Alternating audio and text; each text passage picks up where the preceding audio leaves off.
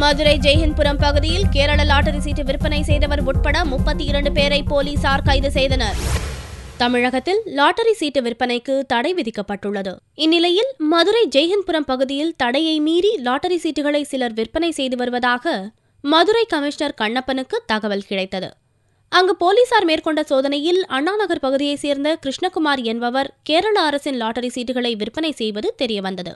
இதையடுத்து கிருஷ்ணகுமார் மற்றும் லாட்டரி சீட்டுகள் வாங்க வந்த 31 பேர் கைது செய்யப்பட்டனர். இவர்களிடமிருந்து 2 லட்சம் ரூபாய் ரொக்கப்பணம், 21 மொபைல் போன், 1 லட்சம் ரூபாய் மதிப்புள்ள லாட்டரி சீட்டுகள் பறிமுதல் செய்யப்பட்டன.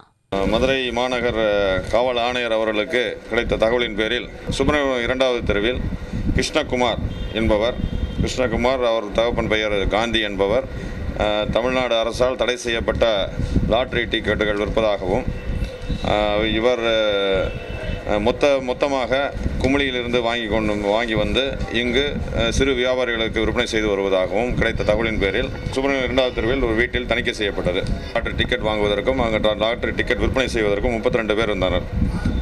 அவர்களிடமிருந்து சுமார் 1,76,000 மதிப்புள்ள டிக்கெட்டுகள், தடை செய்யப்பட்ட லாட்டரி டிக்கெட்டுகள் பறிமுதல் செய்யப்பட்டன. ஆவணங்கள் ஆகியவை கைப்பற்றப்பட்டன. 32 பேர் மீதும் நடவடிக்கை எடுக்கப்படும்.